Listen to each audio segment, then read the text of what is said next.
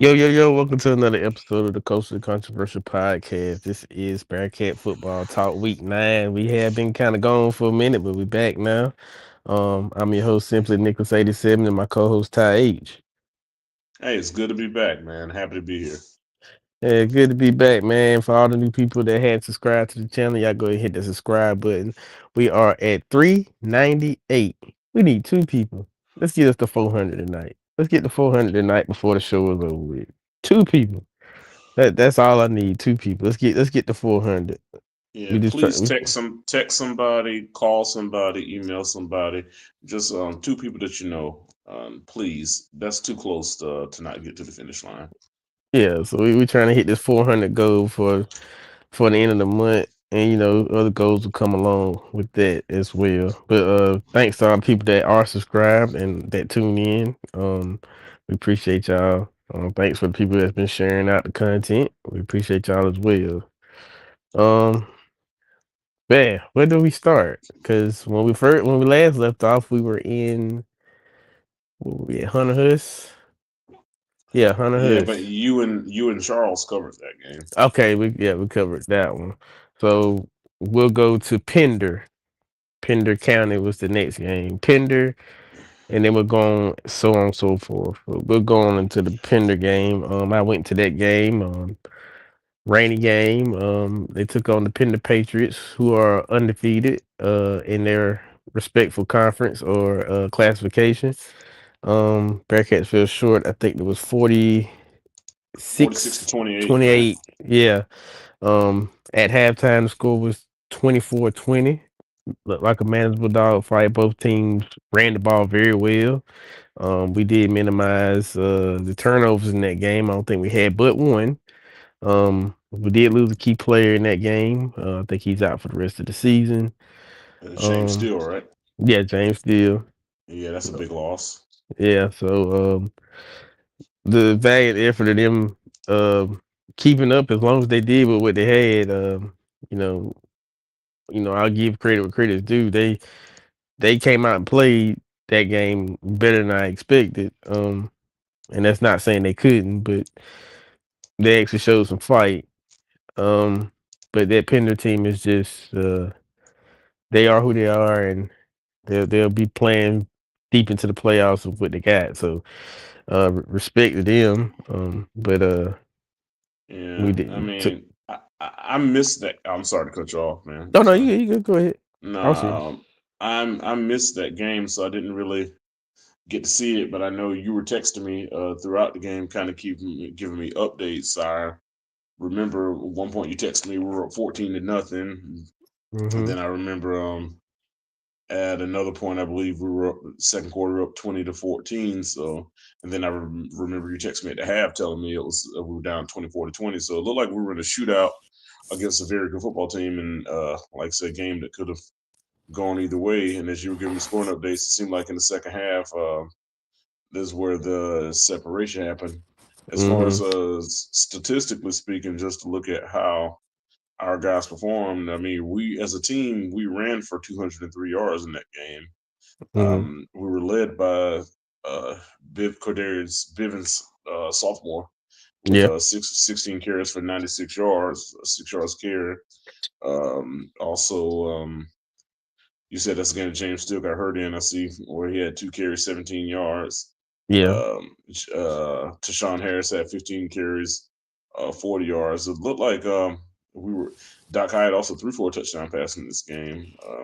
Looking like this game here wasn't lost on offense. It looked like Pender was running attack was just a lot for us. Pender ran for 448 yards. Yeah. They had three rushers go for over 85. Four rushers go for over 85 yards. They had The one quarterback. rusher. Yeah, quarterback is his name. I guess Deal. Deal, the Yeah. quarterback. Number 8. I think that was his number, the running back. Deal. This I think this has him listed as 15. The quarterback at 15.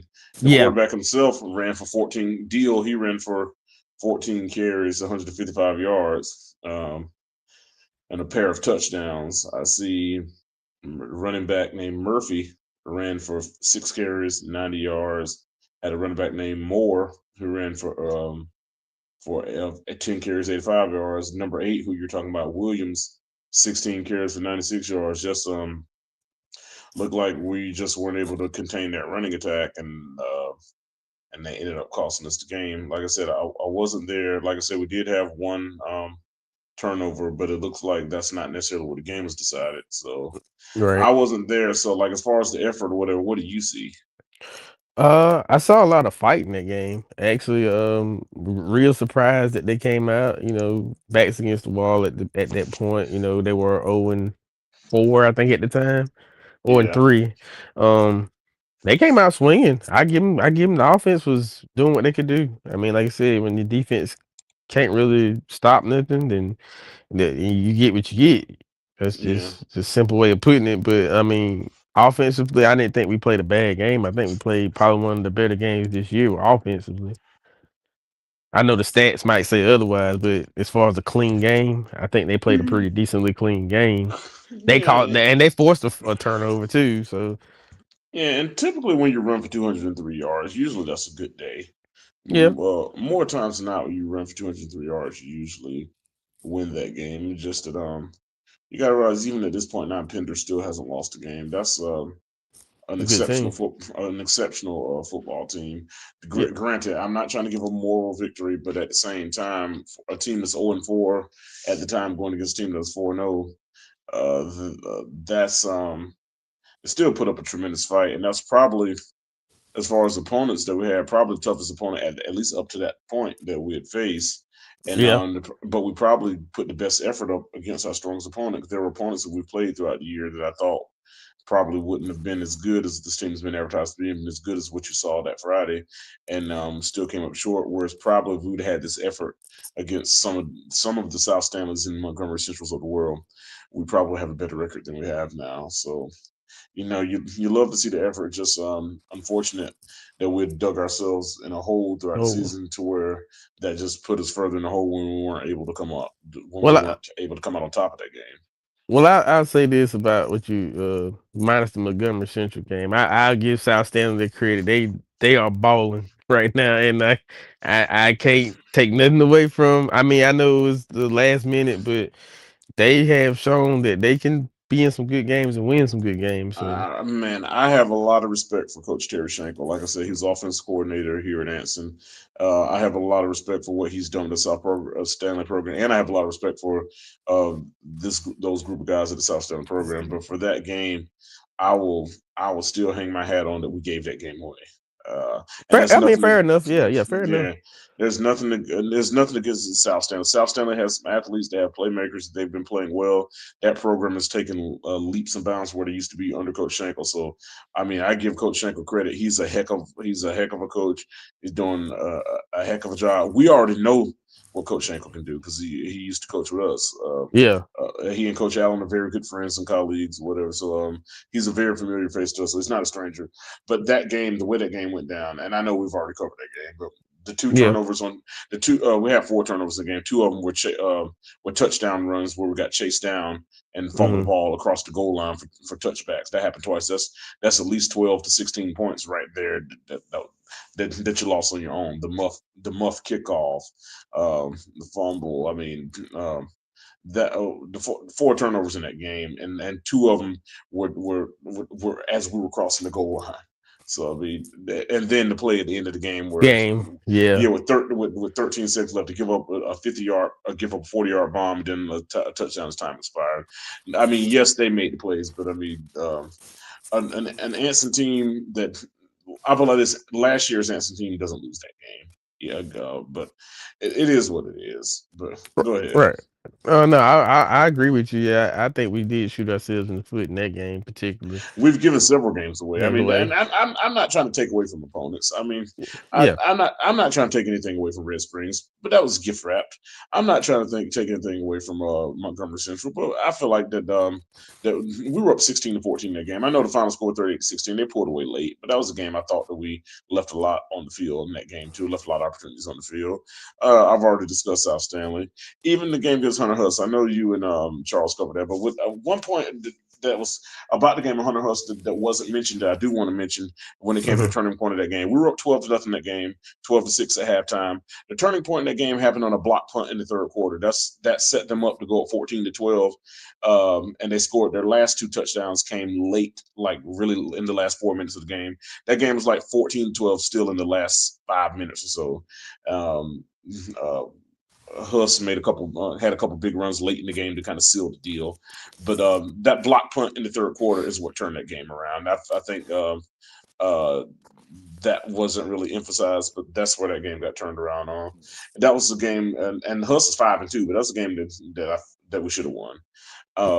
Probably this game that we're talking about, Pender, which I was not there. So, but based on what I was told, based on what you saw, was Mhm. probably the strongest opponent that we had up until that point. Yeah.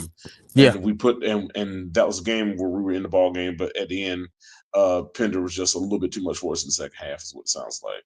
Yeah. Basically, in that one. Yeah. You know, it is what it is. You move on from it, and you will hope that effort would have translated on. So, and so after Pender, we played. We With have did we have a West, or did we have a bye? there was the bye before Before Pender. the bye was before Pender. That's correct. And Yeah. then West and Stanley. then yeah, that took us to homecoming against West Stanley. That was a game that had me a little nervous at first. You know, anytime Coach Jackson comes to town, you got to realize a lot of those young men. There's still a lot of young men on the team, even when they were freshmen and sophomores, that they were under his tutelage, and he has familiarity with them, know their tendencies and all that kind of stuff. Also, Coach Jackson is a very good friend of Coach Allen. He's Coach Allen kind of who Coach Allen respects Coach Jackson tremendously, and he'll always tell you that he got his coaching start under Coach Jackson, and that Coach Jackson kind of shared his resources with him to allow him to get to the point where he is today. So so anytime we match up against West Stanley, you still got to be mindful, hey, that Coach Jackson knows these young men well, and that you can expect. And one thing we know about Coach Jackson, um, no matter what kind of athletes he have, they're gonna fight for him. And Yeah. I knew that West Stanley was gonna fight for Coach Jackson. It was a game where I think West Stanley was outmanned, and I think Anson had more firepower, but West Stanley continued to fight. Of course, we were able to run the ball well in the first half. Halftime, we're up 16-3. However, in that third quarter, that game got competitive. Mhm. I remember late in the game, we got about 5 6 minutes in the fourth. They were able to cut it to 22-17, and I thought, oh, I was getting a little nervous. West Stanley quarterback, he's a runner, and Yeah. we were kind of having trouble containing his runs. But the difference in this game is that this time Anson finished the game. When West Stanley started to make the run, we didn't fold. We just came back and we just made plays, and we Mhm. made end up winning the game 38-17. Great rushing attack. It was just shy of 300 yards in that game. The team ran for um, 296 yards. Mm. Cordarius Bivens, the sensational sophomore. I'll Mhm. tell you one thing: we've lost a lot of games, but Cordarius Bivens, sophomore running back, has been a tremendous bright Consistent. spot. Yeah, Consistent. and he runs that ball hard. He had 18 carries, 160 yards. Another, because Tashawn Harris, been former wide Consistent. receiver, converted to running back. He's really adjusted well to playing running back from wide receiver. Tashawn Harris had 15 carries, 72 yards. Mhm. Jackson Stinson, who primarily plays linebacker but will play offense well, 4 carries, 35 yards. Even Dallas Lilly had a carry for 10 yards. So Doc Hyatt had a couple carries, 15 yards. So this was just a complete running onslaught by Anson. And you know, kudos to West End. West End was athletically outclassed, but um, they didn't stop competing. But fortunately, Anson, unlike previous games where teams started to come back, we instead of folding, we finished. So we didn't fold, we finished. So, and I hope that going forward is finish, don't fold. Yeah. And That's then a good way to put it. yeah, then that takes us to last week when we played Mount Pleasant. Mhm. I was there. I'm gonna make a full confession, man. I really didn't pay attention to the game. I was there, but I was kind of checked out first half. But what I will say is the effort was what I will say is the effort was there. We lost the game 26-14. Mhm. Mount Pleasant is a solid football team. You know, they beat Forest Hills the week before they beat us. They're 5-2. They're rock solid. They don't do a lot of fancy. They do a lot. They have a lot of similar principles to us on offense, but they're big offensive line, big physical team, physical defensive line. They're not a team that's going to overwhelm you with speed. They're not going to overwhelm you with athletes, but they're big and strong. They're powerful, and they control the line of scrimmage. And you can see that on the line of scrimmage they had the advantage. In the trenches, they took control of the trenches from the very beginning on both sides, offensive defense. We couldn't block them up front, and we couldn't block them. We couldn't block them up front, and we couldn't penetrate on defense on them as well. Um, we got down 20-0 early in the game in the first half, and it was an uphill battle from there. But what I'll Mhm. say is, in the second half of that game, we still didn't stop competing. We kind of tried to claw our way back into it. It was just a little Mhm. Mount Pleasant was just a little too physical, too strong, and we came up short 26-14. I'm not trying to make a moral victory out of it, but what I'll say, I've seen times we'll lay down and not even compete. Uh, like I said, they on the line of scrimmage, they controlled the game, and it was just a little too much for us. But we still kept scratching and clawing. It just wasn't enough. And Yeah. like in the second half, I really wasn't just paying close attention to the logistics as far as what plays were made or who made what plays. But one thing I could see is they weren't yelling at each other, they weren't blaming each other, they were still trying to scratch and claw. And that's all. At least the effort was there. And I about to say, if you get beat by a better football team, you know that's going to happen. But one thing Yeah. that should never happen is your effort should never decline. In that game, the effort was there. It's just the execution wasn't there. And second half of that game, I really wasn't paying attention, and some of it I was our good friend Pastor Crump, whatever he was ministering to me. So Mhm. anytime someone ministers to you, whatever else is going on, sometimes you got to put that aside because that's more important. So Yeah. I was being ministered to by a great minister of the gospel, Pastor Jeff Crump, and so that's where my focus went. And I appreciate him for taking the time to minister to me because it doesn't matter when or where. There's never a wrong time to minister to your people. So he showed himself as a true minister of the gospel that ministered to me in the second half of the game. And so I really didn't catch a whole lot of the logistics of the second half. But what I will say is that the effort was there throughout the game. We just came up a little short as far as statistically what we did. We tried to throw it a little bit. Doc Hyatt, 5 of 5, 50 yards in the touchdown pass. As far as Mhm. running the ball, Tashawn Harris was excellent in this game. I'm about to say, yeah, he did have a fumble, but he had a touchdown as well. And I mean, and on the fumble, I mean, he was trying. It wasn't like he was being loose with the ball. He was trying to make a play. And I'm Right. not, yeah, I'm not going to fault a young man for trying to make a play. He was trying to make a play. He was competing out there, and he ran hard. 25 carries, 113 yards with a touchdown. Cordarius Bivens, 13 carries, 44 yards. Um, Here's a sophomore I'm not familiar with, but do we have a guy named Legrand? He ran for 9 carries, 53 yards. He must be Hmm. someone that may have earned some time with the injury of James Steele. He may be a young man that stepped up, but to see a young sophomore step up in the wake of injury like that, I commend that because you got to realize when his number was called, he was ready. Right. Lots of times, I would say you never know when the opportunities are going to present themselves, but when the opportunities present themselves, you have to be ready. And I know you hear the old adage: if you stay ready, you don't have to get ready. It looked like this young man stayed ready, so he didn't have to get ready. So for Mr. Legrand, Orion Legrand, nine Mhm. carries, 53 yards, 5.9 yards a carry for a young man whose number we hadn't heard called that much. That's still commendable for a young sophomore to step up in a tough situation like that and go out there and compete. So what I will say, our young men, they're still fighting, Nick. They're fighting. They're fighting. Yeah. It's not pretty. The execution is not necessarily there. But what I will say is they do have heart. They don't just lay down and quit. You know what's so funny, man? Mhm. If last year's team had this year's team's competitive spirit, last year's team would have won more games. Oh, we don't want a conference. Right. Where it's crazy. Whereas if this year's team, if you take this year's team's competitive spirit with last year's team's overall play, And execution. I think because last year I thought the games that we lost because of lack of competitive spirit. This year I think we're losing games because of lack of execution. But the competitive spirit is there. It's just if we could find a way going forward to put both of them together, the execution with the competitive spirit, then we could be in a better situation. And I put it like this: I know Coach Allen is working tirelessly to motivate his guys.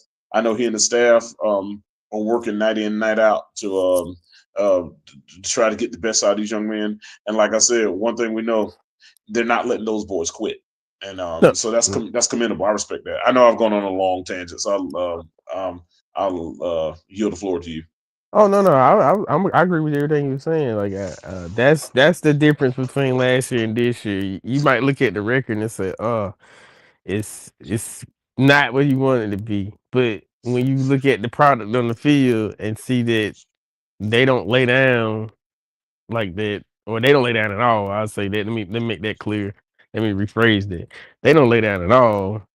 Um, it speaks to a good front. Now, when I say a good front, yeah, you might have a 1-7, 1-6. I can't. I think it's 7. We're 1-6 as we speak. 1-6. Yeah. So Yeah. 1-6. A lot of teams will just shut it down, pack it up, and let's just let everybody beat us by however many, right? But when you still got to fight, they still believe they are in the game until the game is over, and that's nothing wrong with it. Yeah, and see what a lot of people don't realize, we still have what 3 games left. There's still something to play for. I about to Hmm. say that you still know you're not going to have the record that you want to have, but you still have a outside shot at getting a playoff spot if you can string together some wins. Yes, it's a tall order. Yes, the probability and the odds are not necessarily in our favor, but it's still. But if the possibility is there, until there's a 0% chance, as long as there's any chance, you have to keep fighting for that chance. So and I think that's their competitive spirit is there, and they are going to continue to fight. So I mean, Yeah, I respect the effort no matter what you say. yeah, I agree with you. Like, it's still a chance when you look at the last 3 games, you're playing quality opponents in these last 3 games. Like, Parkwood is not the best, but they're not the worst either. So, Yeah, and then you got Monroe, who's resurging. I know they had a tough non-conference schedule, and yeah. I mean, and they're not as good as they were last year, but you still can't count them out. no, you can't count them out at all. That's why I said that's a part of that RPI that you need with the upset win. That changes a lot of scenarios in the playoffs. Yeah, and I'm glad you mentioned Monroe because that's who's up next. Tomorrow, Mm-hmm. we take on the Monroe Redhawks. Let me pull up some info on Monroe. Just like I've said earlier, there's been a slight bit of A decline. decline. But one thing we know when it's all said and done, Coach Johnny Sowell is gonna have his guys ready, and we know when November gets here, you can't count a Johnny Sowell coach team out. Johnny Sowell is a tremendous coach. Uh, we've said it before. Um, won 2 state championships in football. Won a state championship as the head basketball coach. Won a state Mm-hmm. championship as the track coach. The man is just. Some people are just born to win, and some people, no whatever endeavor they embark in, they're just going to be successful at it. And Johnny Sowell is one of those people, the way whatever he embarks in, he's going to be excellent at it. And not only is he going to be excellent at it, he's going to prove himself to be amongst the best at it. And so you can never just count out this Monroe team. Monroe's 3-3, but they're 2-0 in Rocky River play, and best believe they're going to be a very tough out for us tomorrow. We're playing there in Monroe at their high school on the turf field. Um, Speed galore is still there, so Mm-hmm. their speed uh, blazing this year. As far as look like they still have some that balance attack. They've rushed for 1,080 yards, so they're rushing for 180 yards a game.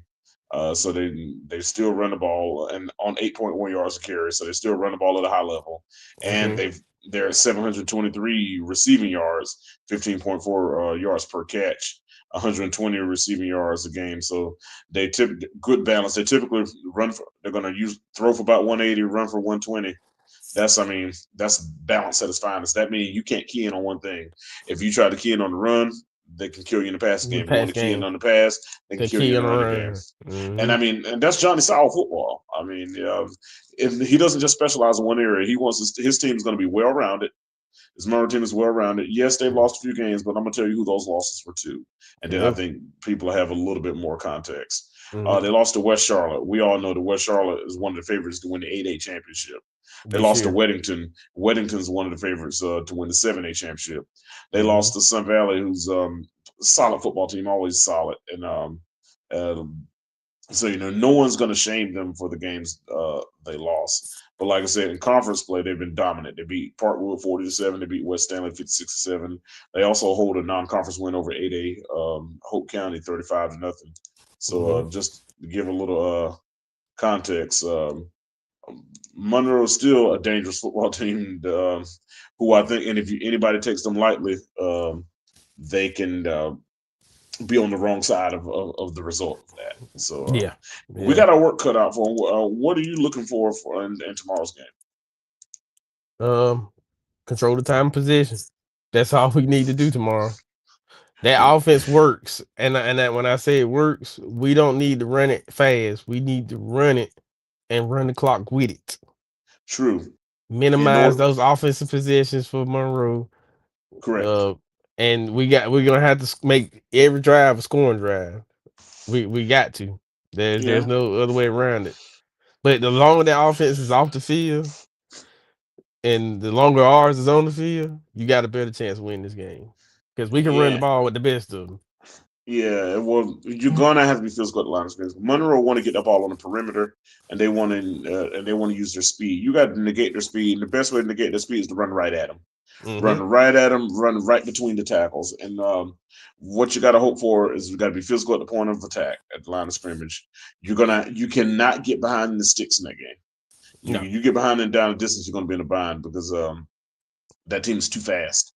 You like as you mentioned, control the clock, and in order to control the clock, you got to control the line.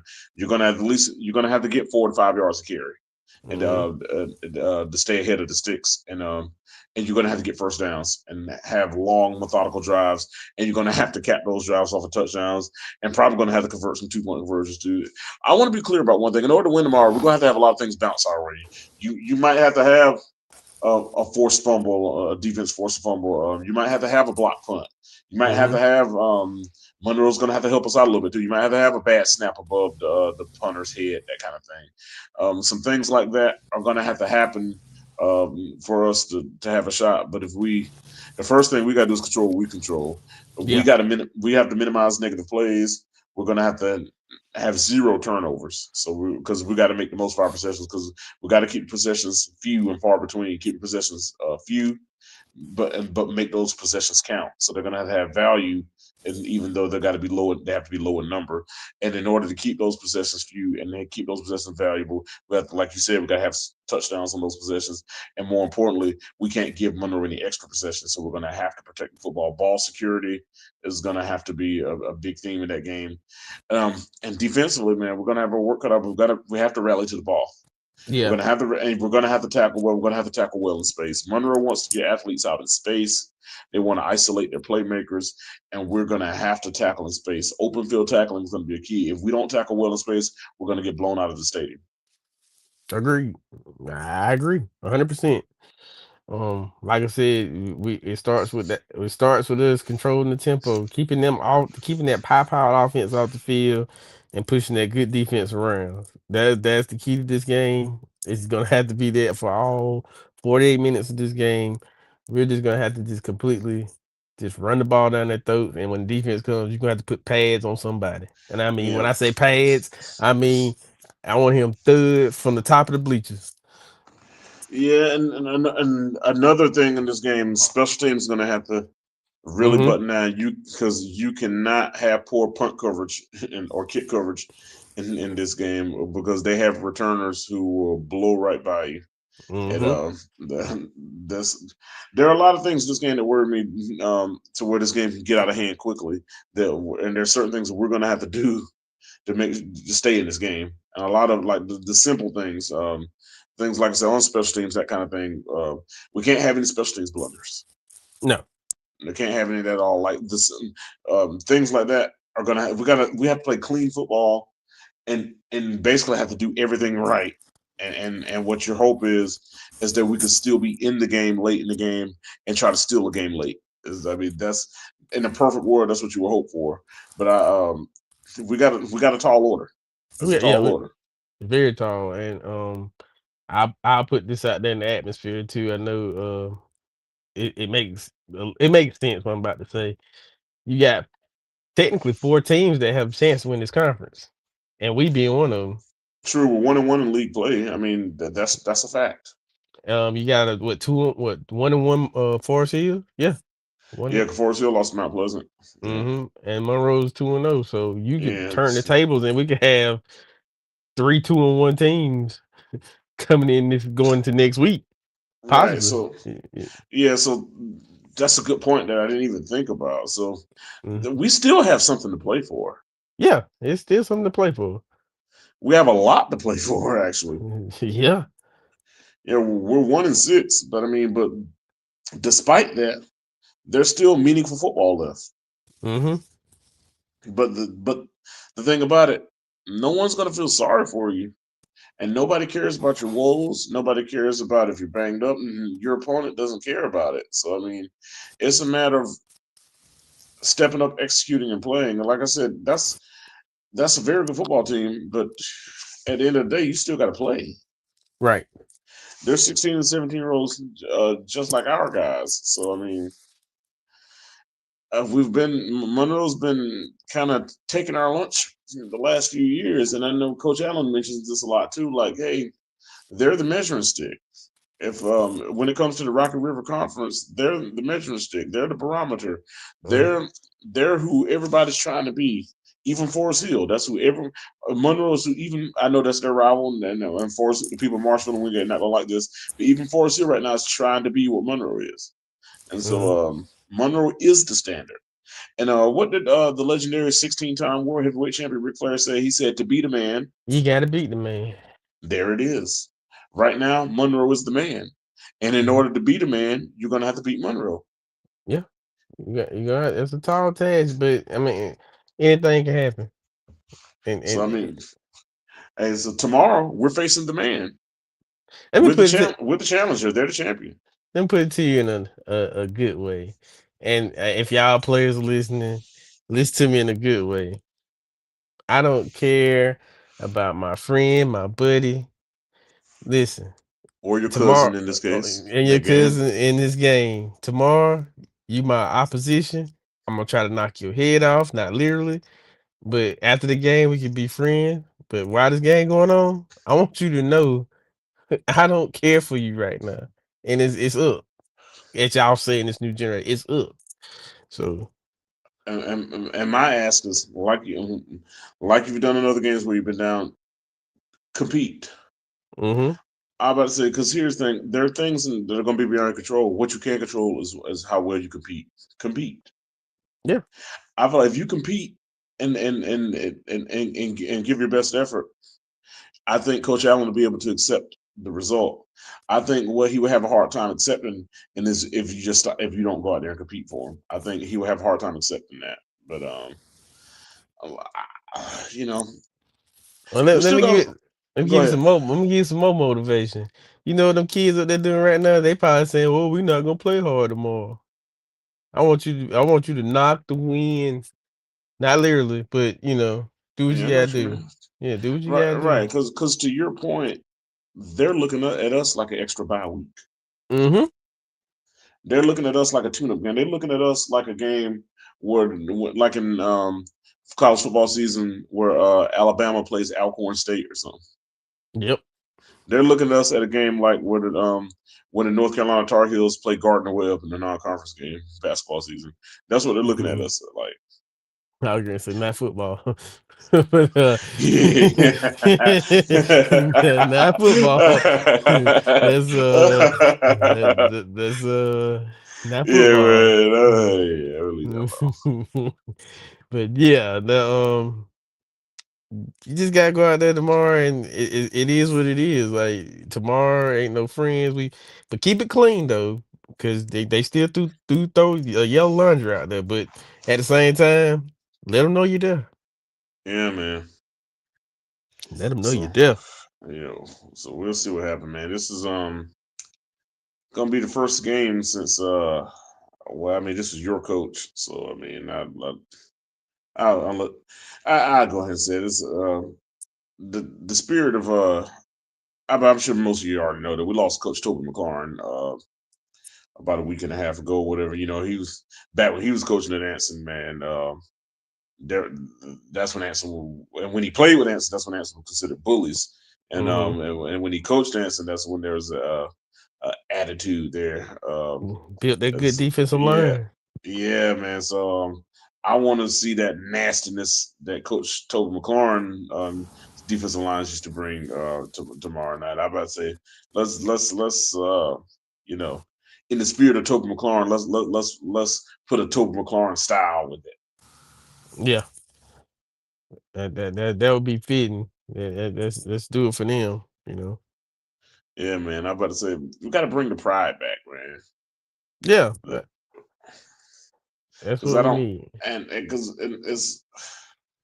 it seemed like the last couple of years we were on our way back and we were heading in the right direction, and then it seemed like this year we just took so many steps backwards, and it's like the these guys have ability. It just seemed like we just can't put it together, and it's like a lot of it is from I hate to say it, but a lot of it's from sloppiness. Most of it is from Yeah, turning the ball over at will. You know, and this I've never seen anything like this. I've never seen so many fumbles in a season from one team, and I I'm hoping that these young men, because we still got a lot of people returning. I hope that it gets turned around. First of all, let's the last 3 weeks of the season, let's see what we can do and see if maybe we can turn this into something and maybe hmm kind of because I remember a lot of people don't remember this, but in 2017 we lost our first 6 games just under Coach Jackson. We started out 0-6, but we went hmm 4-1. But we went 4-1 in conference. hmm You know, so I mean, it's been done before. We were 0-6, yes, we were, and but went 4-1 in conference. The that kind of we started out 0-5 this year, and we're 1-1 in conference. So you know, let's see if we can Turn the get the tables. yeah, and see if we if a similar type of situation happens here, we can get perhaps 4-1 in conference. I mean, it's been done before. It's been done a Let's see if couple we times. yeah, but let's see if we could if we can have that kind of effort. But I don't really have much more to add to it, man. It's one of those things. It's hard to sell this when you have a maligned fan base, and you have a group that struggle to close games. We lost a lot of close games, and we just struggle to close out this year. And now we're probably playing the toughest opponent that we'll see all year. That's that's tough. And all I could ask is go out there and compete, man. Hmm. Yeah, you gotta go out there and compete. At the end of the day, like it or not, they're still the reigning state champions right now. Until otherwise, I mean, it's a Yeah, different classification, but they are still. they still Uh, won. Yeah, they were undefeated state mm, champion, and even in their 5A before they're 5A, but and I know they're not as good as they were last year, but I still think when it's all said and done, they'll um, be in the picture. yeah, I'm about to say right now they're the man, and for anybody else, if they want to be the man, they're gonna have to beat the man. Yeah, I still think it goes to Monroe, even though they're gonna probably be. They may have a home game here and there, but that's never stopped them before. So And one thing about a great football team, their game travels. yeah, Great programs don't care about where the game hmm, is. the home game is everywhere. Yeah, home, away, neutral, Neutral, whatever. Yeah, it doesn't matter. Cotton Bowl. Uh, Oh, just Texas and Oklahoma, yeah. or the Gator Bowl, where Georgia and Florida. You know, but it's It's different. the point is that when they travel, they bring fans and they come into play. So just know that I can say honestly, I've never seen their fan base not show up in less than low numbers. If I can make that if that makes sense, like they bring a crowd when they go. So Yeah, well. I'll see y'all on Monroe tomorrow, man. I'll be there to see what happens. All right. All right. Let's get into our top 25. All right, I'm queuing that up as we speak. All right, man. It's been some crazy football going on in the state of North Carolina, man. And I just want to say this before we even get started. Listen, what I seen last week from Ashbrook, shout out to Ashbrook, man. The That's Green a Wave. team. Yeah, that's a team. I feel like we'll get into that once we get into the top 25. We'll talk about something that's got something to do with something. But uh, I think they're gonna make a little noise. I can't remember what classification. I feel like they're 6A. Uh, I don't know, but they're in the same conference with us, but they might. I don't really know. I know it's Husk and Chris. So, and I think they play Chris soon. But we'll get into that whenever. All right. Well, I got the top 25 queued up. Let me know when you're ready. I'm ready. All right, number 25 out of Winston-Salem, North Carolina, the Ronald Reagan Raiders. Reagan is 6-1, 2-0 in their league play, and this week they take on Parkland. Parkland used to be a powerhouse. I don't know. Um, let's see. Parkland comes into this game at 1-6. So there, yeah. So I was right when I say used to be a powerhouse. Uh, Mm-hmm. I think Reagan handles business, and they move on. Okay. I don't know much about Reagan. Um, but I'm pretty sure they're gonna win tomorrow night by a bus. I agree. Number 24, Lake Norman, which is right off 77 in Mooresville. Lake Norman comes into this game 5-2, 2-0 in their league play. The Wildcats of Lake Norman. I'm checking now to see who their opponent is. Lake Norman takes on North Iredale. That should be a dominant win. Yeah. Lake Norman. Last year they made a little noise coming into the postseason. Uh, they're still here. So I got Lake Norman by a couple touchdowns. Yes, sir. I think maybe more than that, but yeah. No, I ain't never just known North Iredale just to be. No, one, I don't even think they had the numbers to play with Lake Norman. They just basically drew the lines up with the new classifications where they all were in the same conference. But that North Iredale's inferior. Number 20, where we're at? Number 23, the Hmm. East Forsyth Eagles, our friends from somewhere near Winston-Salem, from Kernersville. They're Hmm. 4-3, 1-1 in league play. Um, they beat the crap out of Parkland last week. This week they take on Northwest Guilford. Northwest Guilford is 1-6, so I feel like Parkland, not Parkland. I feel like East Forsyth is gonna stay on that victory trail and keep on rolling. In the words of my homeboy, shout out to Uno 848 in here. Fly, Eagles, fly on the road to victory. Unless Jackson Dart's playing them. But anyway, Well, yeah, that's true too. number 22, our frenemies from Monroe / Indian Trail, the Sun Valley Spartans. The Sun Valley Spartans, they take on the Piedmont Panthers next week. Tomorrow. They'll win.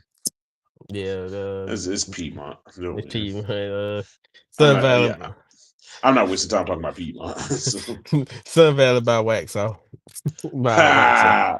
Biowax. I like by that. I like Waxaw. that. Oh man. Anyway, number 21, Jordan out of Durham. It's funny they call Jordan in there in Durham when that name holds a lot more affection than nearby Chapel Hill, but a different Jordan. They're undefeated, 7-0, 3-0 in their league play, and they take on Green Hope tomorrow. Excuse me, I'm wrong. They beat Green Hope last week. They take on Panther Creek tomorrow.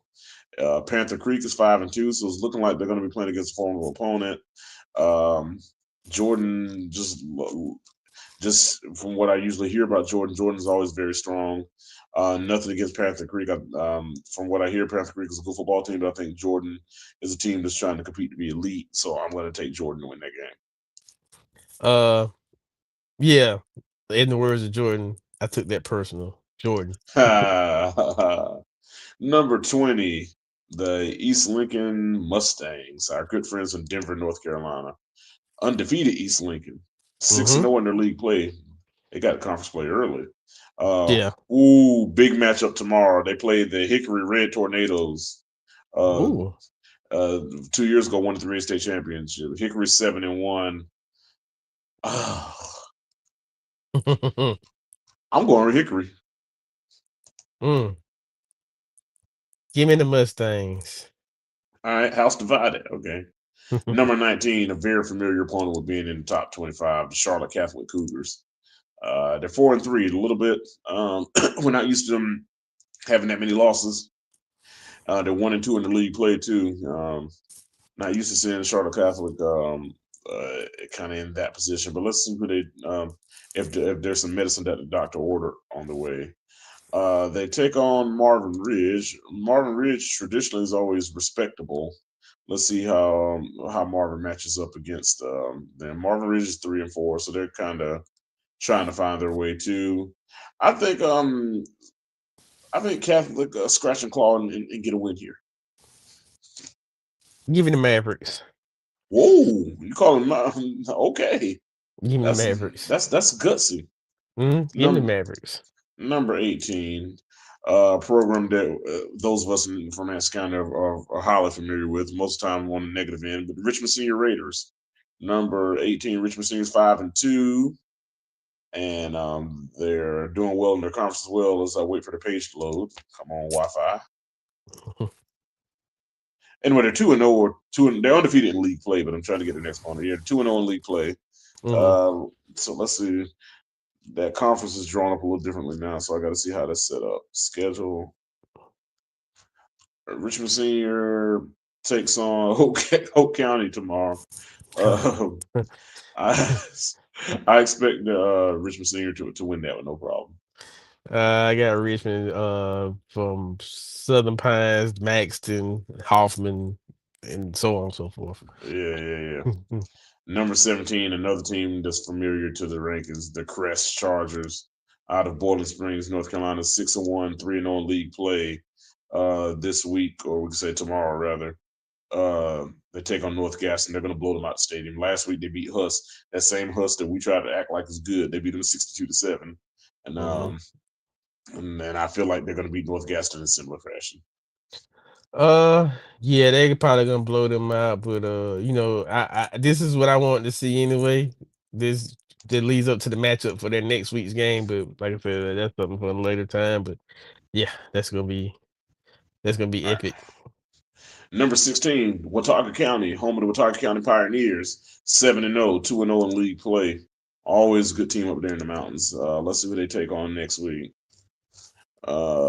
They take on Alexander Central.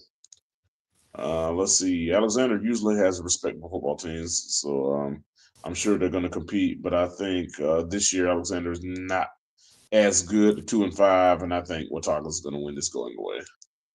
Yeah, give me the W. Number 15, Roseville. Roseville's a little slippage, 4-3, but let's see if what the doctor ordered for Roseville tomorrow. Roseville's 4-3, but they're 3-1 in their league play, so it looked like some of their losses came from a tough non-conference slate. Let's Mm-hmm. see what the doctor has ordered for them tomorrow. Tomorrow, the doctor has offered a dose of Athens Drive. That's another program out of Raleigh who's usually pretty competitive. Let's see. But this year, Athens Drive is struggling. They're 0-7, 0-4, and I feel like they're going to be 0-8 after this one. So I'm going with Roseville. I think Roseville's going to roll right over Athens Drive. Ram it. Yep. Number 14, Hoggard, John T. Hoggard out of Wilmington, the Vikings, if I'm not mistaken. Mm-hmm. 7-0, 3-0 in league play. And tomorrow, it's funny that we mentioned Michael Jordan. They're playing the E.A. Laney Buccaneers. And if those of you who don't know who the E.A. Laney Buccaneers are, that's the high school that Michael Jordan went to, Elmsley A. Laney. Uh, Mm-hmm. Elmsley A. Laney has once upon a time been a football powerhouse too. They played in the state championship game against Independence back in 2001. Yep. Right now, they're still solid. They're not what they were back then, but they're 4-3, 2-1 in league play. But I think Hogger's going to be a little bit too much for them. Mm. I'm gonna go with another upset. Give me Laney. Okay, I like your guts, man. I like your guts. Give me Laney. Number 13, the Myers Park Mustangs out of beautiful Charlotte, North Carolina, 6-1, 2-0 in league play. Tomorrow they take on West Mecklenburg. I'm not about to pull up West Mecklenburg's page. Myers Park wins that going away. Yeah, they do it for Drake McMyers part. Beat him by 100. Yeah, they got the running clock after you go up by 42, but Yeah. I feel like they'll beat them something like Well, I 56, don't, I 56 don't. nothing. Since you brought that up, I don't know how Highland Tech got 90 put on them, but Yeah, but that's like Central Academy of Technology and Arts. They're kind of on that type tip. But mm, anyway, well, I get I mean, they're a little bit better than that. But I mean, but you. yeah, I I get ain't, you. I get your gist. yeah. Next, West Forsyth High School. They're ranked number 12.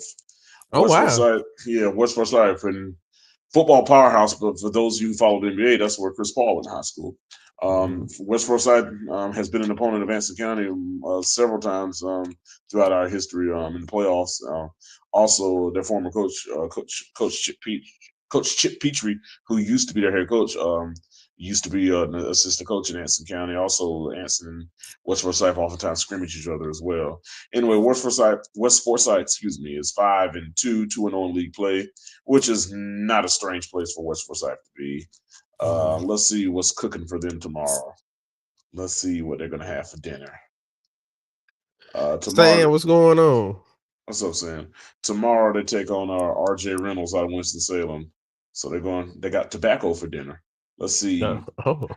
And well, it might not be for dinner. The R.J. Reynolds Demons. That's the right word because tobacco is a demon. But Mhm. R.J. Reynolds Demons, 6-1, 1-1 league play. You know what? I'm going West Forsyth. The West Forsyth Titans over those Demons. I'm not going to predict a team named after a tobacco tycoon. So I'm picking West Forsyth. Yeah, I'm probably go West for a side. And I'm excited. Kind of glad they've moved up the list a lot because I think when we started this, they were 25. Hey, that's So why you play the game. You play to do what? to win, Yeah, what Herm Edwards say though. He you said you play play to win the game. game. Yes, I And mean you got to play and play to win. You can't worry about these rankings and stuff because of the preseason because that's paper. But mhm, the games will always speak for themselves. yeah, Number 11. It's good to see this program kind of back amongst the elite. Not quite where they once were, but they're on their way.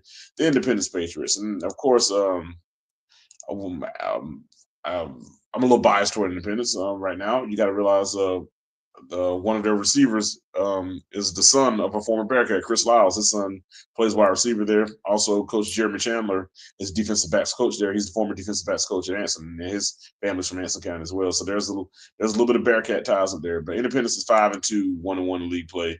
Have played a monstrous schedule, but they still keep competing and winning a lot of games. That doesn't change. Tomorrow they take on Mallet Creek. That's that's a good that's one. another 5-2, 1-1.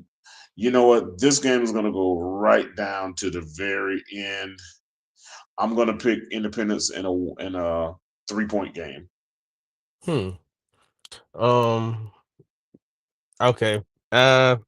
I'm kind of drawn between the two teams because both of them have actually had pretty really tough non-conference schedule. Because Yes. West Charlotte destroyed Independence, but they did bounce back and destroyed Chambers. I think the next week, and Yeah.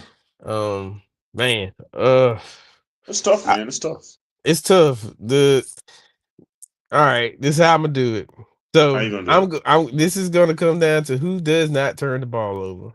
And who do you think is not going to turn the ball over? I'm thinking it's gonna be Mallet Creek. Hey, man, stand on it.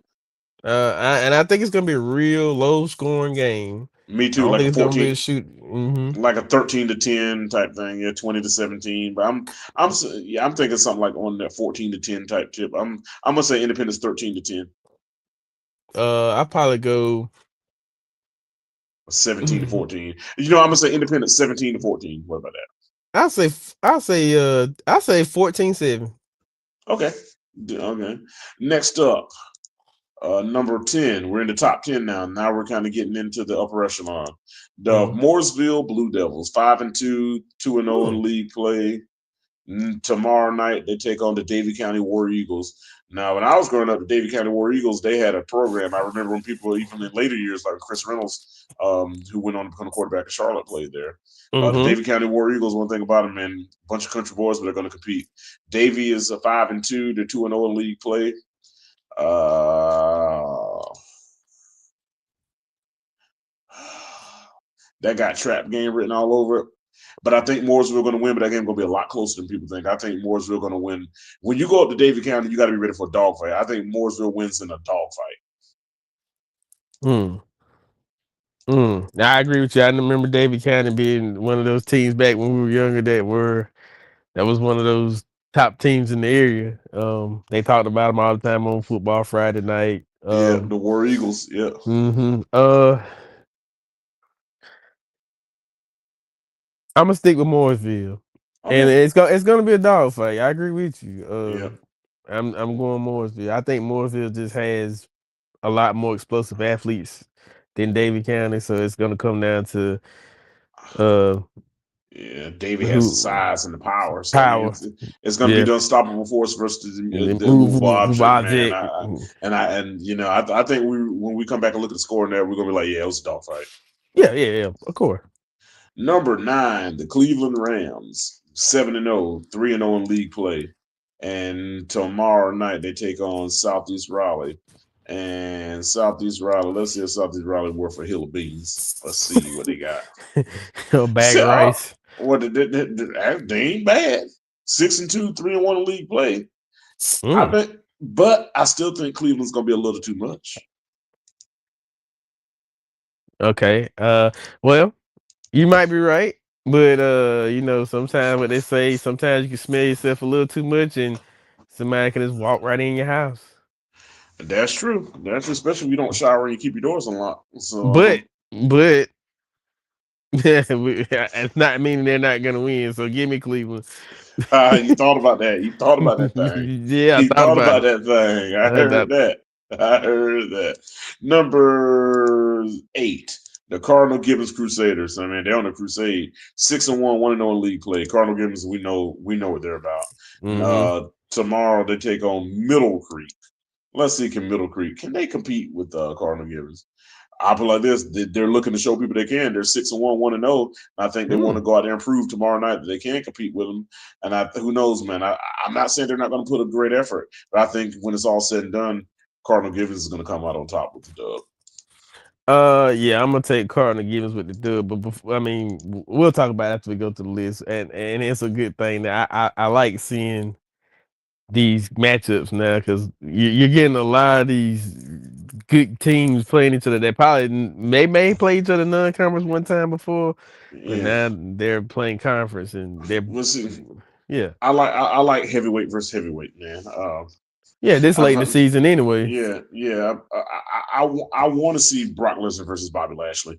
I want to see Hogan versus Flair. I don't want to see Obi Fema versus Brock Lesnar. I don't know. I'm gonna go low. I don't want to see um Evan Bourne versus Brock Lesnar or Matt Sydal, whatever you want to call him. But you get my point. Yeah. Anyway, number 7, the Mallet Creek Mavericks.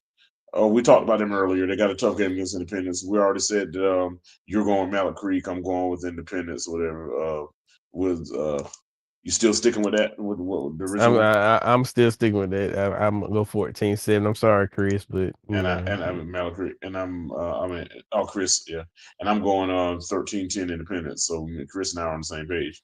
Number 6, Millbrook out of Raleigh. That's the alma mater of my cousin Isaiah Norton. He went to Millbrook. Uh, Millbrook, good football team, an excellent football team from what it looks like. 7-0, 4-0 in league play. They play Inlow tomorrow. Can Inlow pull an upset? Do they have or the horses? would it be an envelope and get I mailed back? like that. Well, I put it like this: they look like a very competitive football team. They're 5-2, 3-1 league play. So I think they're going to want to send a message and prove to people that hey, that we can. But I think it's going to be a little too much Millbrook, and I think Millbrook wins this game. Yeah, give me Millbrook by at least 3 touchdowns. Ooh, you said Millbrook big. Yeah, big Millbrook. All right, well let's get to the top five. This is the elite of the elite. This is the cream of the crop. This is where the cream rises to the top. The This is creme where de we la separate. creme. This is where we separate the boys from the men. Number five, the Weddington Warriors, another familiar program, former longtime opponent of Hanson County. 4-0 in league, 7-1 overall, 4-0 in league play. Tomorrow they take on cross county rival, the Porter Ridge Pirates. We know Porter Ridge likes to compete. Let's see, does Porter Ridge show any kind of fortitude to even compete with Weddington? Can they? Let's see. Let's see what Porter Ridge got. Let's see what Porter Ridge is cooking. Porter That's Ridge it. is having a good year. 6-2, 3-1 league play, but we know Weddington's a different level. Weddington's a 7A championship contender, and I think while Porter Ridge is good, I think Weddington is great, and I think good is gonna outclass great, and I expect Weddington to win. I expect Weddington to win is going away. Man. Hey, we used to play both these teams in the conference at one point Yes, once we upon a time ago. yes we did. We Uh, sure did. remember when Puerto Rico first became part of the conference? Yes, you played against them. You were Mm-hmm. down there with them. Mm-hmm. Let's see. I think Weddington's gonna win by each letter that spells out Weddington. One, two, three. There are two D's in there. So one, two, three. ING. Anyway, seven touchdowns, 7 times. Yeah, that Well, sounds. 7 points. That one got more than 7 points. We'll double that 14. I give 14. You being nice. I think they're gonna beat them like 35-3 or something like that. I give them a fight chance. I feel like Puerto Rico because I think they could put up at least 20. If that's Okay, I respect that, man. I respect the heck out of that. Number four. Let's get to some more big boy football. Dub, see the West Charlotte Lions, 5-2, the had a Ford. had a brutal non-conference schedule, but still 5-2, 2-0 in league play, and they take on the Butler Bulldogs tomorrow. That's another big boy heavyweight fight. This ain't for the weak. If you want to see some soft football, then I advise you not to go to that game. Do not go to Matthews Mall for that game. Butler has a good football team typically. Let's see if Butler is still Butler or is there any drop off. I think Uh, Butler's still solid. well, I put like this: we're gonna find out tomorrow. Butler did have a few non-conference losses. They're 4-3, but we know Butler likes to go out and play tough people. They're 2-0 in league play, and I think they're gonna give West Charlotte a battle. But I think West Charlotte's just a little different. Something's a little different out there on Bates Sport this year. It's just a little different, and it feels like that old school West Charlotte this year. And I'm going with the Lions. Um, Let me say this. Kudos to West Charlotte, man, because I don't think nobody had a tougher non-conference schedule than they had. I I mean, I I I, I'll be hard pressed to find anyone. I I I feel like find this. If I find someone, it'll take me a long time. it'll be a long time. They played Grimsley to start the season now. Yep, Then went down to South Point sure did. and what double was it double overtime or overtime? Yeah, they lost. I don't know, but they lost 10-7. They lost Grims with 28-27 overtime. Then they either lost at overtime or double overtime, 10-7 to South Point out of Rock Hill, who's another juggernaut down there, in Rock Hill. So, and like you said, man, West Charlotte is battle tested. Tested. They are. And they went down to Monroe and just put a slacking on them. Yes, they did. Yes, they did. Destroy Independence about 2 weeks ago. It sure did. They're ready. That's the team you're gonna see in December. And Oh they're gonna have a dog yes, fight tomorrow. It's not like you said, not for the weak hearted. I think they win this game by at least 2 touchdowns. I agree. We're on the same page. Yeah, 2 touchdowns. Give me the Ford. And then there were three: the William Amos Huff Huskies, 7-0, 2-0 in league play, and they play South America. I don't even have to pull up South America. Huff wins that game in a blowout. Yeah, Huff. I watched the Huff game on the network this year. I can't remember who they played, but I know at halftime they were up like 48-0. Called the dogs off. Yeah, yeah. They're Yes. they're they're one of those teams. I don't know if they're 7 or 8A I don't know. They're one or two. I get it mixed up. because it's so many. They're And in a but they're in a split league, so their conference is split between 7 and 8. So yeah, Who But knows? they're another one of those teams that in that Charlotte region they'll be trying to compete to play in December. Absolutely, absolutely. Let's go to the top two. Let's go to Mm-hmm. the final two. Number two, Providence Day Chargers, 7-0. It doesn't have a league listed, but we know they're private and Private. they don't play in Mm. the NCHSAA. They do have a conference, but I don't know how that conference is structured. But nevertheless, they're 7-0. Tomorrow they take on Charlotte Latin, who traditionally also has a good program. Let's see if Latin's even has a fighting chance I feel tomorrow. like Latin got 2 losses, if I'm not mistaken. I got Latin showing at 7-0. So Oh, never mind. Oh yeah, they did but beat Christian. I'm sorry. yeah, Yeah. but I still think Providence. I know Latin 7-0. I'm not taking anything away from what Latin has done. Latin is a very, very good football team, and it's going to be a tough out for anybody in that private school playoff. But I still, in my heart of hearts, I think Providence Day is going to win this game. I think Providence Day is going to win this game by 3 scores.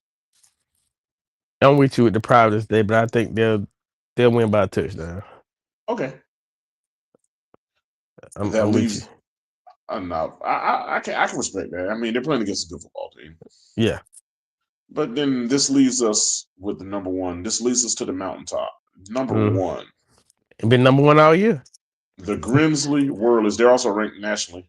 The even well, and Max Preps are ranked 16th in the country. They're 7-0 overall, 3-0 league play. They're ranked number 1 in North Carolina, of course. I'm going to tell you where USA Today hasn't ranked in a minute. I'm going to pull that up, Yep. Okay. but they take on Page. We know traditional Page is good, but I don't. No matter how good Page is this year, I don't think they They're have they're enough for Grimsley. they're not beating Grimsley. They have the number 1 quarterback in the country playing for uh playing for them. Yeah, I mean they're a tough out. I'm about to pull up the USA Today Super 25 to see where Grimsley ranks in that poll because that's the most reputable high school football national poll. So I'm gonna pull that one up. USA Today Super 25. 25. Yes, I can and see. And in a situation like that, I love to see North Carolina representation on there. So I'm pulling it up as we speak. So bear Yeah. with me, and I appreciate everyone's patience out there. And I add another statement to the Grimsley, man. They are as advertised. Yeah, you got to watch them a little bit, have you not? Yeah, I did. And let me tell you something. That quarterback is up in that top. Let me say this: he's up in the top 10 for a reason. When I say 10, I mean top 10 out of 300 something players in the country. Oh, he like that. Oh, he like that. He's He, number. I think he's number 8, and the tight end from Reedsville is number 11. wow. So I Mm-hmm. mean that's a different level. That's a And different level. They're 5 stars. I'm pulling up the poll as we speak. Of my, I hate the way this computer stuff does sometimes. But here we go. I'm trying to get the whole page. I just want to see their ranking. One, it's just giving me some matchups. I'm looking for the actual poll because I know that they're. Let's go to football. And let's go to. Oh, they're giving me the matchups. I actually want to pull up the poll for this football. And this is the browser's getting glitchy on the page is what the issue is, but I'm almost there now. Okay. Super Okay. 50. And while y'all waiting, the JV did lose tonight, 44-0. Thank you, Charles Yeah, Holland, for that. yeah. What that brings JV record to now? I think I feel like they're either 4-4 or four Yeah, I and know. three. Yeah, I'll pull it up in a minute. Okay, I'm looking. I got the poll up. I'm trying to see where Grinchlick's ranked on here, but I know they were in it a few weeks ago. Uh, They ranked 23rd in the country on the USA Today Super 25 football poll, which is the most reputable national high school football poll. They're ranked 23rd in the country, and of course, Max Preps have them ranked 16th in the country. So they're ranked nationally across the board. So that lets you know what kind of program Grimsley is. Mm-hmm. Let me pull up Answers JV just so I can answer my own question. Switch this to JV football. And 23 is not bad, people, especially in the And country. yeah, in the entire country, yeah. That's and good. and by and large, the number one program in the great state of North Carolina. JV's 4-3. The loss to Monroe drops to 4-3. So let me Okay. confirm that one more time because I just want to make sure I'm looking at that right. Yeah, lost to Montgomery Central, Marlboro County. This is not counting. They're 4-4 after this loss. Excuse me. Okay, so they're 500. All right. Yeah, so I mean, they still got a couple games left. Yeah. Still in the mix to Improve. have a winning season. So I mean, we're gonna see where we are, man. But yeah, Yeah. man. I mean, I don't really have much more to add, man. I just I know it seems like what on paper like a lost season, but there's still some things left to play for, man. So Yeah. just curious to see and interested to see how things play out. Yeah, me as well. I think that the last three games are very important. Yep. Very, very important. Yep. Even if you don't win the conference, if you can get two out of the three, you might have a fighting chance somewhere along the line. I agree wholeheartedly. Wholeheartedly. Because I feel like you know, when this playoff, and I'm very interested to see how they do seeding. So I will probably be doing something on that when that comes along. But Yeah, I think that's uh, going to be delayed to that following Monday after the last game too. So, yeah, that's what they said. Yeah, I'm about to say that it'll be something I probably do on a Thursday. But I'm very interested to see how they structure this now. yeah, me too. So, yeah, it's gonna be pretty exciting, and shout out to all the teams that in the area that are playing this week. And then let me give a special shout out and condolences to those people down there at E. Smith High School. Oh my gosh, Uh, yes, they lost three young men, teammates, all together at the same time. So our condolences go out to them as well. absolutely, man. That's just a terrible tragedy, man. Three young lives, three young promising lives. That just lets you know how fragile things are, man. It just you just never know what's ahead of you, man. It's one of those things where things that we assume are automatic things that we take for granted just let you know that all that could just be taken just like that. Yeah, so my condolences to them. They had to play a game. I think they ended up playing it Tuesday, if I'm not mistaken. How And did I'm they pretty come sure out? I'm not sure. I didn't see the score to that. Okay. But I'm I'm gonna, pretty I'm gonna check. sure. I'm just check see and typically I'm unbiased when other teams play, but that's one where I'm rooting for the heck out of those young men, man. Mhm. I'm rooting for the heck out of those young men. Let me look at E. Smith to see what they did because that's I mean you can't help but root for them after what those young men have been through. Yeah, Yeah, I mean I don't wish that on my worst enemy. I don't care about what program or anything is for. Life is bigger than all this. So and this is a real life situation, man. So let me look at their scores for their varsity football. I just that's one of those things you don't even really want to think about because it just makes you sad. I mean, downright sad. yeah, Uh, let's see what I got for you, Smith. Varsity football.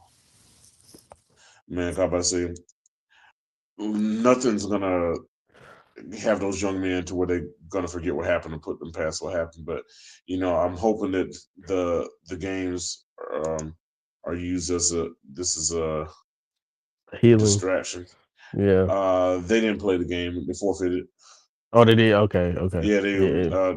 they were slated to play 71st, and they went ahead and forfeit again. So that I'm not going to press judgment on that. I'm about to say at this point, that's a group of young men who are hurting. Mm-hmm. That's an entire school and community that's hurting, and there's more to life. At the end of the day, Just this is just a this game. game. Yeah, it's just a Yeah. game. So I mean, at this point, the heck with their football season. Let's pray for those young men and Yeah, hope that God brings peace and comfort to them and their families. yeah. And Sam said the on the Panthers. Thoughts on the Panthers. The Carolina Panthers. I remember when the season started. When we lost to Jacksonville Jaguars, people were saying, "Oh, it's going to be a long season." I'm a firm believer in 1 week at a time. I like we're not where we need to be, but we're not where we came from either. So I mean, we're heading in the right direction. Sunday's game is a very important game, a pivotal game to where our season is going to head. It's a pendulum game. That game will swing the direction our season goes. I know a lot of people saying we're playing against an 0-6 team. The Jets haven't won a game. At the same time, this is the National Football League. That means the Jets are going to be hungry for a win. Also, the Panthers have struggled on the road, and the game is going to be at Jets. So that's something to keep your eye on. The Jets are favored by 2.5, so I'm hoping the Panthers use that as motivation. I think on paper the Panthers have the better squad, but our road woes kind of worry me a little bit, and the fact that we're playing against a hungry football team. The Jets have been competitive in their 6 losses.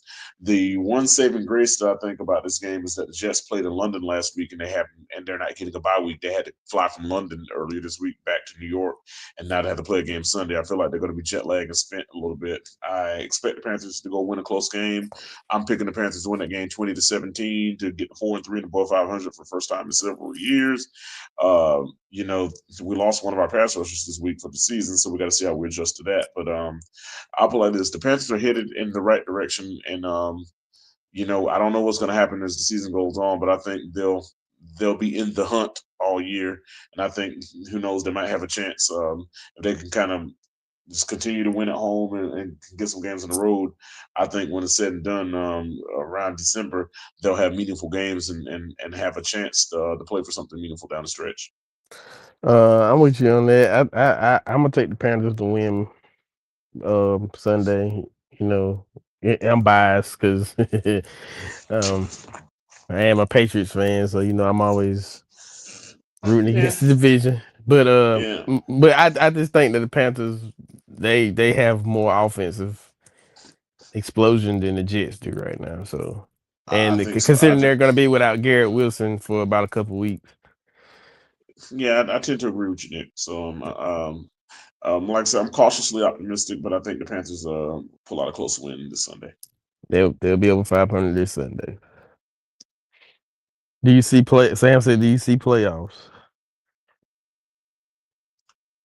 Possibly. I mean, there's a lot of football left to be played, man. I'm about to say, I'm a firm believer in taking things one week at a time. My focus right now is just on the Jets Fair enough.